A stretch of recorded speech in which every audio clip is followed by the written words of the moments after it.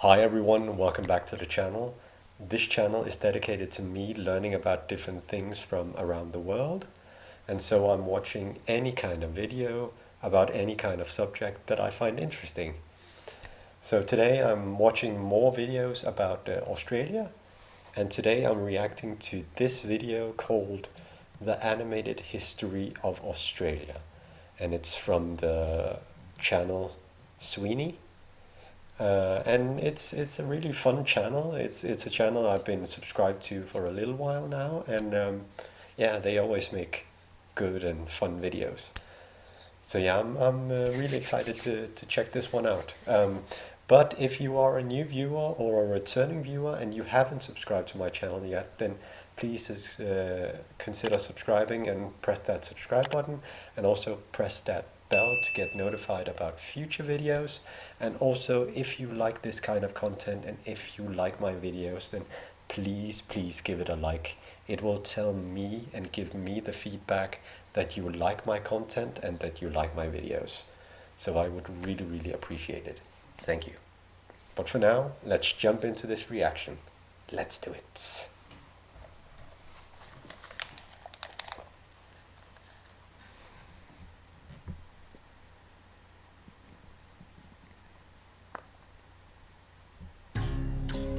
This episode is brought to you by Skillshare. The first 500 viewers who sign up using the link below get 2 months of Skillshare absolutely free. Yes. Aristotle, Ptolemy, and Macrobius Remember to support the original content and watch the original video. believed that there was far too much land in the northern hemisphere, and that there must be some undiscovered continent balancing the globe somewhere in the south. Okay, so the logic was a little flawed, but during the Age of Discovery, the search was on for Terra Australis Incognito. Fast forward a few centuries to the East Indies. Yeah, exactly. That's where Australia gets its name from. I actually already knew this from way back. It is from the old, philosophers from the Australis. That's where Australia comes from. Dutch sailors landed in Australia accidentally in the 1600s. The mythical southern continent had just been found.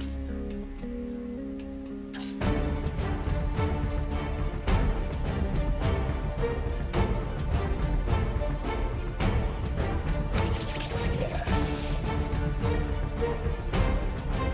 This is a really cool channel. Australia was the last of the New World to be discovered, because let's be honest, nobody cares about Antarctica. Australia was of course already inhabited. Indigenous Australians or Wait, I don't think it was the last to be discovered. I think that was New Zealand. Or maybe I'm wrong about that, but at least the Oceania area, that was one of the last areas to be discovered, at least by Europeans. also known as had a population of between 300 and 700,000 by modern estimates. Early contacts with these tribes were as often peaceful as they were violent. It is thought that these groups arrived in 2 stages. The first was from the Indian subcontinent via a land bridge that connected Australia to the island of New Guinea, bringing with them the Pama-Nyungan language family. The second wave was much later and may have been groups related to the Austronesians of Indonesia. Their culture and history was preserved through the oral tradition. The Dutch named the island New Holland after the county of Holland in the Netherlands, but it wasn't until the British landed on the east coast and named it New South Wales that Europeans began to settle. Landing in Port Jackson on the 26th of January 1788, hey, that's today, the so-called First Fleet arrived to found the colony of Sydney with the intention. Yes, the First Fleet. This is a very interesting history that I'm very, fascinated about, because I'm a history nerd and I like colonial history of the world, because it's one of the most fascinating periods of world history. The age of discovery and the colonization of faraway lands. So yeah, I would really like to visit, especially Sydney one day, to see the site of the First Fleet, and maybe also visit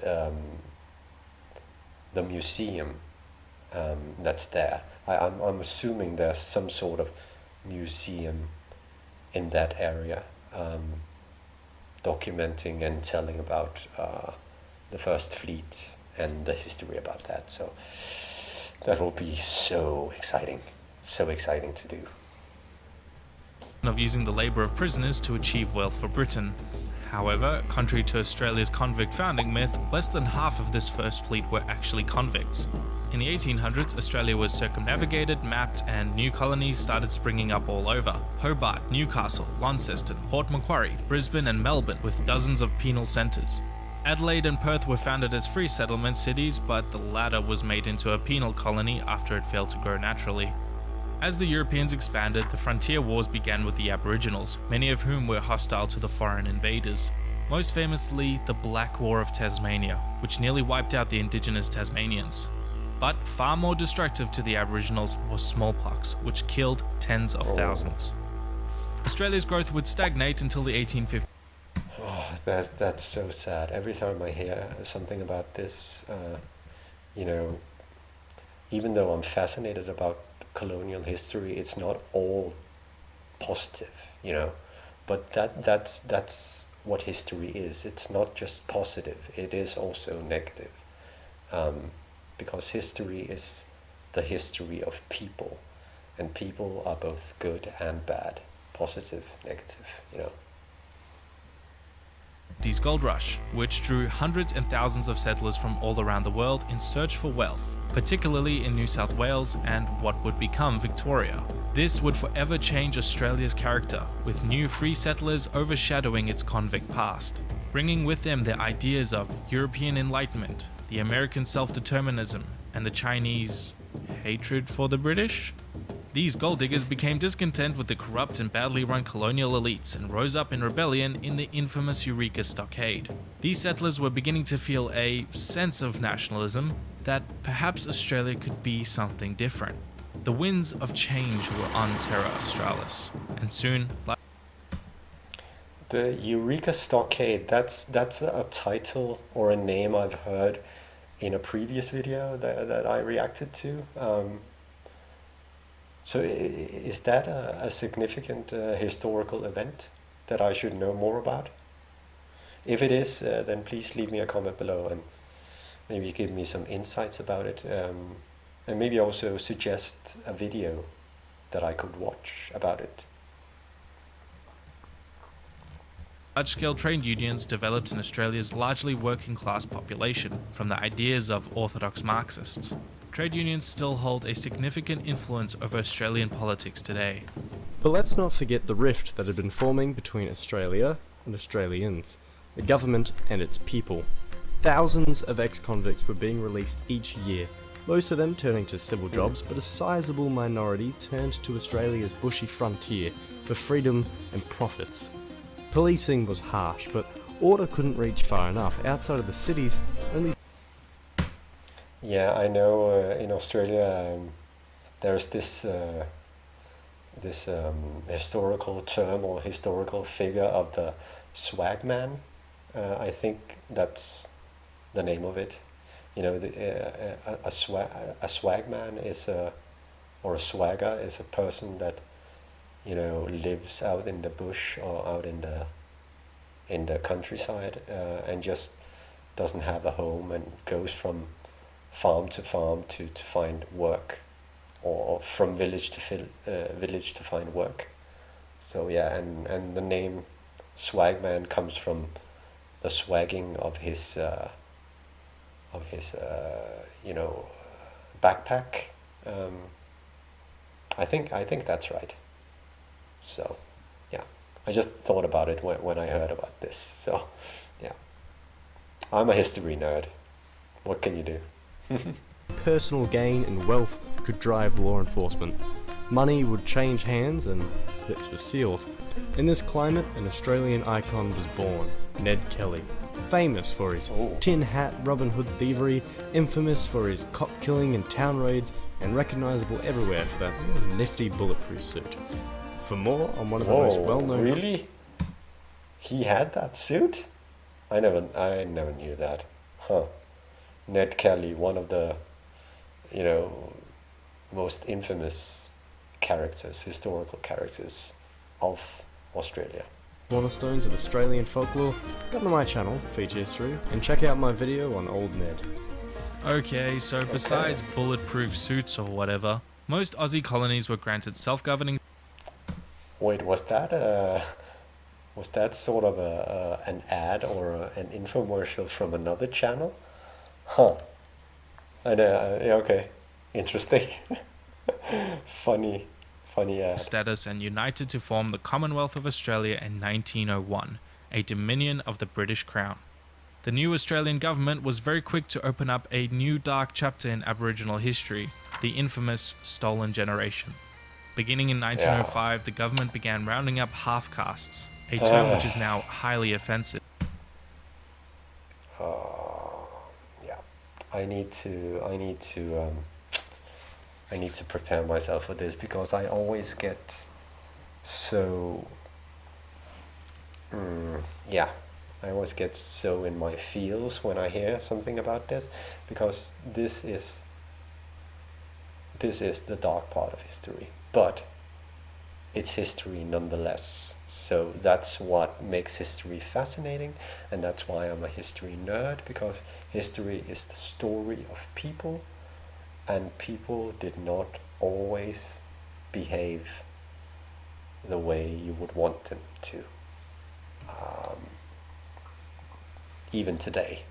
So yeah, let's hear about this dark chapter of history.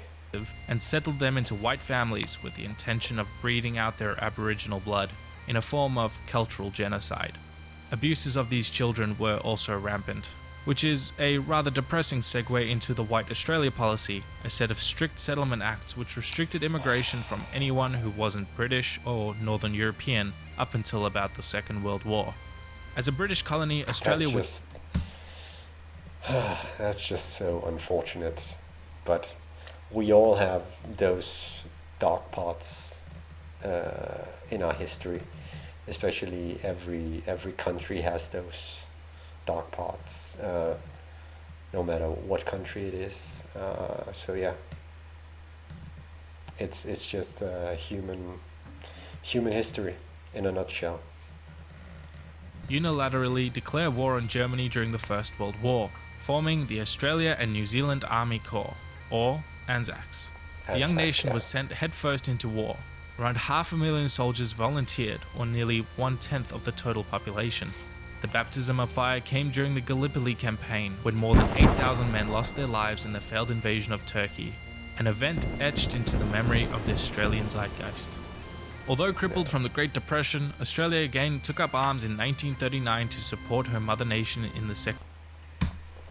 That reminds me, if you know any good videos about Anzac, or I think it's called Remembrance Day or Anzac Day. I can't remember, but I think it's Remembrance Day. If you know any good videos about that, then please leave me a comment below. I would really like to check that out. Second World War, this time fighting in Europe, North Africa, the Pacific and South Asia. Prisoners of war in Malaya, Burma and Thailand were treated inhumanely by the Japanese, who also bombed Australia's northern coast about 100 times. Yeah.